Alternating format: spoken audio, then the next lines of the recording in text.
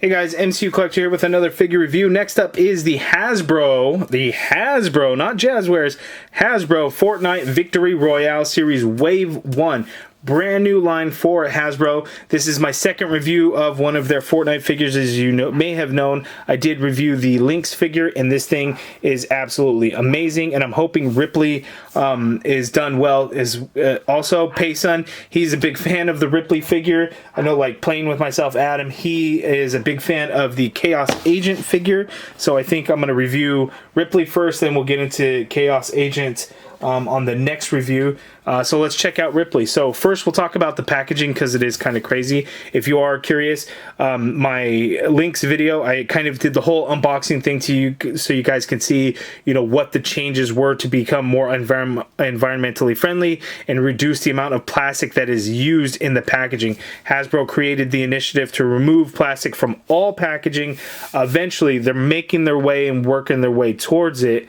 They have not done yet, so they put the figures in weird, they put the accessories in weird, so check out that Lynx video for that full breakdown of it. But we have a colorful box. It is all just cardboard, and you can hardly see the figure.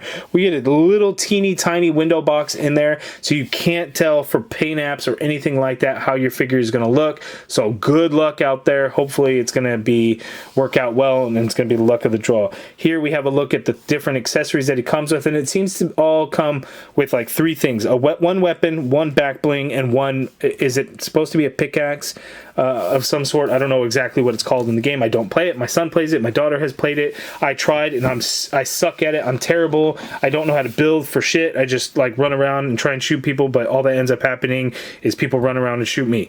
So I kind of gave up on it, but looking at the package, again, pretty interesting. We have a digital render of the figure. At the time when this one was announced, Hasbro had said it's the first translucent figure to go pinless. Now, we've seen Marvel Legends have already released a couple of different figures that are translucent and pinless. But I think at the time, during production, maybe this was the first and it just took time to come out or whatever. Again, we get another look at the accessories, and that is it. So let's get Rippley out of the box. Okay, and here is the Rippley figure out of the package, and it's a pretty good one. It's a very interesting design. The jelly or whatever he is made out of is interesting. The translucent plastic that they use is nice and firm. It's not gummy in any way, so that is really good. The hammer mallet does seem a little cheapened out though, on like the mallet portion. Like that's a harder plastic. It's like frosted looking, and it's just kind of cheap feeling, in my opinion. They should have used like the same plastic throughout, but I get that it would have been extremely heavy and would have really kind of drooped down the plastic. So it is a different plastic from like the translucent plastic of the handle. You could tell like that's a harder plastic than this is a much softer plastic. So there is that, but it is hollow, so keep that in mind. There, it does have the shotgun here. The shotgun's pretty cool. It's done in actually the same translucent blue plastic, as you can see, and then the handle, the pump, and I guess that would be kind of the scope, the aiming portion. That is done in a kind of a really shiny black paint. And that looks pretty good, and he can hold it in his hand nicely. And then, of course, here we have the back bling, and I don't know if there's a particular name for this, but it looks like the one that would actually go with the character. So is that some form of canister with that jelly in there? Kind of interesting. It does not come out or anything. I kind of tried to pull it, but the way it's designed, it does not come out. It's all black plastic, but you know, we get some of that blue translucent plastic and a little bit of a nice gunmetal silver on the ends of the canisters there. Looks good. We have an extra long peg so you can port into the back of the figure like so. A good thing about these pegs is they're not real hard either, so they're actually kind of a softer plastic, so they're not going to just like break off. There will be some flex to it, so you want to be careful of any stress marks on the plastic. But so if you have it on there and you kind of like pull it or knock it down, it's not going to break the peg, which is great. In terms of paint, there's not a whole lot for this guy. We get a little bit of yellow paint there, a little bit of yellow here in the front. It's kind of sloppy here on the front for mine, but as we take a closer look, we'll get in there. But there is the figure. Again, very interesting design. So let's zoom in and take a closer look at some of those details and things like that. Okay, so here's an up-close look at Rippley. So it looks like some kind of jelly bean being in like a body of some sort. So here we have my little head with some eyes in there, and it looks like a little blue mouth, and it's kind of hard because it's kind of a similar color. But we have this encasing here for his head. The great thing about this is it is removable. It doesn't really snap into place. You know, it sits in there perfectly, but it doesn't snap into place. It's not really gonna fall off unless you shake it kind of vigorously. Then you can kind of get it to come off. Or if you if the figure kind of falls, like if I drop it, you know, it's gonna pop that head right off. So just, you know, be aware of that. So there is like the head. It's on like a little like peg.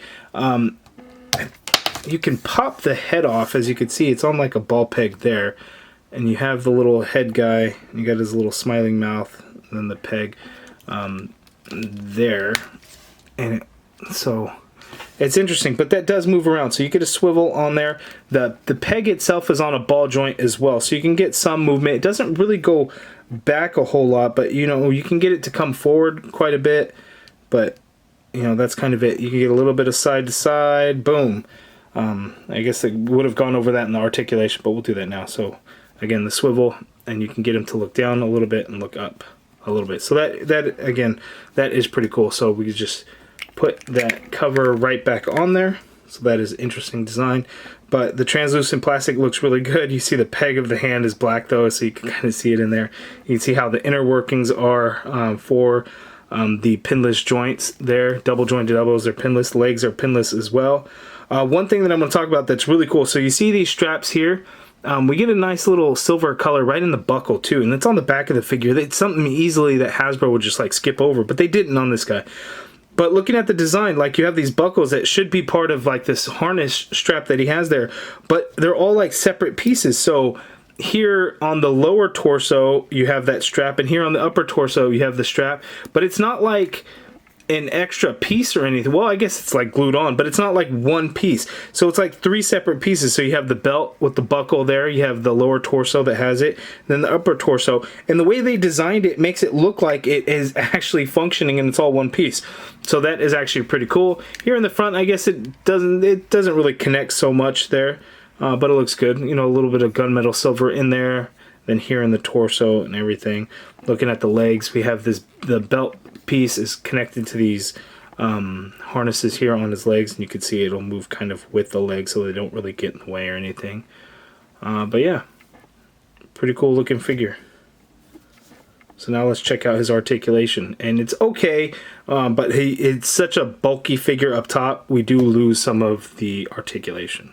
Okay, so we kind of went over the head articulation for Rippley already. So looking at the arm, you can get it to go straight out. You get a full rotation in there.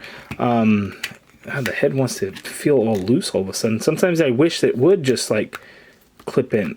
Oh, there's a way. You kind of, if you work it in the front and then kind of push it towards the back, it holds on a little bit better. Anyway, upper bicep swivel in there, double jointed elbow that is pinless, so that works out pretty good. Nice bend, kind of an ugly elbow, but not so bad. Wrists swivel, and they do hinge. This is the vertical hinge because he does wield a shotgun, so you can do vertical hinge like so. The fingers are translucent. He does have like black gloves, and that looks to be painted over. We have a couple of points of articulation in the torso. So we have an ab crunch, so you can crunch forward that much. You can go back. Well, the actual ab crunch doesn't really go back, but we have the ball joint at the waist, so he goes kind of leans back a little bit. For coming forward on the ab crunch and that ball joint, it's kind of about the same, not really a whole lot going there. You have a swivel at that waist ball there, and then you do get some pivot, so you can pivot. I was getting him to pivot, now it seems like he doesn't want to pivot, so you could pivot him to his left a little bit, but then it looks like he wants to kind of revert right back to his standing position. His right a little bit, and again, swivel in there. Legs go out that far apart there. He can kick forward. Ooh, can't. That's a problem, kicking forward. So you have the buckle here. You see how it's connected to the belt, and it just bends right on in there. So when you kick forward, that's definitely a problem in the design. He doesn't want to kick forward. So you're only going to get that much there. So that's not ideal, but you know, I guess it's something. There is an upper thigh cut in there. These straps are pretty tight, so it kind of wants to hinder a little bit, but you can, you know, get some force to get some turn in there. We have pinless double jointed knees, so knee, you get a bend about that much, so a little bit more than 90 degrees. We have a boot swivel in there. Foot hinges down. We get a hinge up. Ankle pivot, peg holes at the bottom of the feet. So decent, but he is a bulky guy, so I guess you wouldn't get too much. I mean, his jelly, he should be kind of fluid, so he should be able to move pretty crazy, but not quite. Shotgun gets a little tricky getting him to hold, but you know, it fits in the hand, but get him to realistically like pose to kind of work that shotgun's a little bit, you know, troublesome. The butterfly doesn't really get him to go cross body, and his body is so large, it's really difficult to even get like two hands on the shotgun in actual like firing type of position. You could do something where he's holding it like that, but getting to where he's actually like firing the shotgun, it's kind of difficult the way the arms are and how large they are, so you know, be aware of that. Okay, so here are the two Wave 1 figures, the Fortnite Victory Royale series figures that I have reviewed so far. I'm still really liking Lynx more than Rippley. He's cool. It's an interesting design. I really do like, actually, the suit and everything, but then you throw in the jelly, the translucent, it kind of was like, oh, I don't know. It definitely a solid release. You know, it's just not my favorite in the wave, but it's definitely a good one. You know, for fans of the game, I'm sure, you know, it's going to be a pretty popular skin. But you guys can let me know all that info down in the comments below. Okay, there's my review of the Rippley figure. You guys let me know down in the comments below what your thoughts on the figure are. Have you picked it up? Let me know what you think. If you're planning to order, let me know down in the comments below. If you guys liked the video, please hit that like button, subscribe if you haven't already done so, and as always, thank you for watching.